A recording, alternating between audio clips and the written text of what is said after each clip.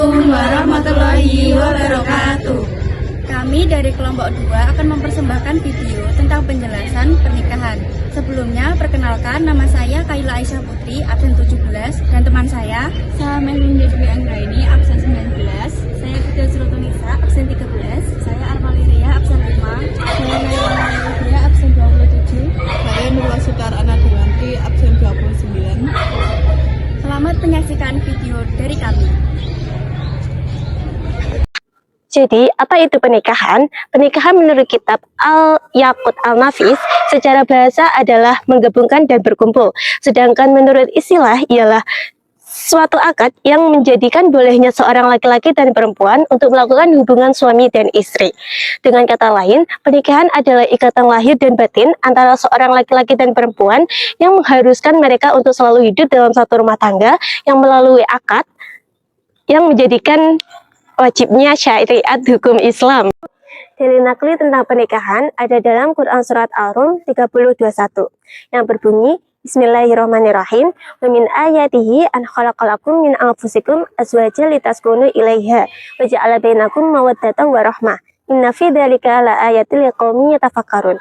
Yang memiliki arti, dan di antara tanda-tanda kekuasaannya ialah Dia menciptakan istri-istri dari jenismu sendiri, supaya kamu cenderung dan merasa tentram kepadanya, dan dijadikannya di antaramu rasa kasih dan sayang. Sesungguhnya, pada demikian itu benar-benar tanda-tanda bagi kaum yang berfikir. Pernikahan hukumnya ada 5, yaitu yang pertama ada wajib. Wajib adalah di mana seseorang yang sudah siap dari segi mental, fisik, dan juga ekonomi. Lalu mereka takut terjerumus dalam hal yang tidak diinginkan. Lalu mereka akan diwajibkan untuk menikah. Lalu yang kedua ada sunnah. Sunnah adalah di mana seseorang yang sudah siap nikah, tapi ia masih bisa menjaga dirinya dalam perbuatan zina. Nah, itu hukumnya sunnah. Lalu yang ketiga ada mubah. Mubah adalah di mana seseorang yang menikah tapi tidak membawakan dampak apapun, maka hukumnya adalah mubah. Lalu yang keempat ada makruh. Makruh adalah di mana seseorang yang ingin menikah tapi tidak menyiapkan apapun seperti dari segi mental, fisik, dan juga ekonominya, maka nanti itu hukumnya adalah makruh. Lalu yang kelima ada haram. Haram adalah di mana seseorang yang ingin menikah hanya untuk menyakiti istrinya atau tidak menafkahi istrinya, maka hukumnya haram. Di sini saya akan menjelaskan ketentuan-ketentuan untuk menikah. Pertama yaitu syarat dan rukun untuk menikah, yaitu calon suami dan calon perempuan itu ada ketentuannya, yaitu seorang laki-laki, benar-benar laki-laki dan benar-benar perempuan, memiliki identitas yang jelas, tidak mahram untuk dinikahi, lawan jenis, dan tidak sedang dalam keadaan idom atau ihram.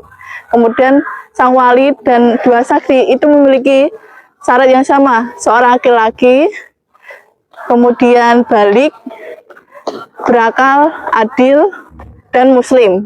Dan terakhir itu adalah ijab kabul, itu memiliki syarat serah terima yang terus bersambung, kemudian tanpa adanya batas waktu atau kontrak, dan tanpa adanya syarat tertentu.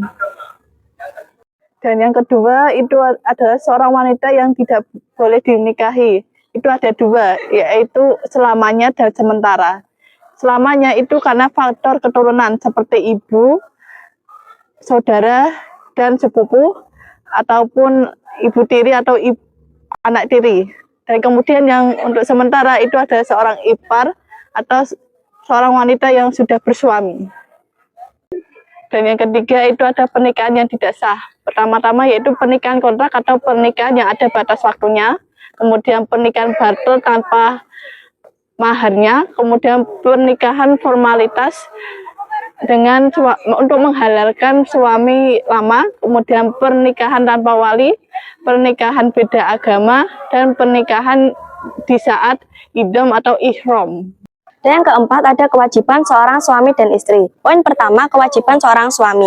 Kewajiban seorang suami yaitu memberikan tempat tinggal yang layak kepada istri, memberi nafkah istri, dan berinteraksi dengan istri secara ma'ruf atau baik, menjadi pemimpin keluarga dengan penuh tanggung jawab. Dan poin yang kedua, ada kewajiban seorang istri. Kewajiban seorang istri yaitu patuh dan taat kepada suami. Dan yang kedua, memelihara dan menjaga kehormatan diri sebagai seorang istri. Yang ketiga, mengelola rumah tangga.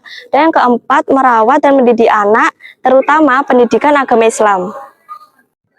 Dan yang kelima, ada mahar atau mas kawin. Kadang disebut nihlah atau sodak, yaitu harta wajib yang diberikan suami kepada istri saat pernikahan. Nihlah menekankan pemberian tulus secara sukarela, sedangkan sodak bukti kejujuran cinta. Dan yang keenam, ada walimatul urs, adalah resepsi pernikahan. Walimah secara bahasa yaitu acara berkumpul, sedangkan secara syariat itu adalah acara makan atau undangan untuk merayakan kebahagiaan. Hukum walimah itu sunnah, sedangkan undangannya itu wajib bila tidak ada halangan.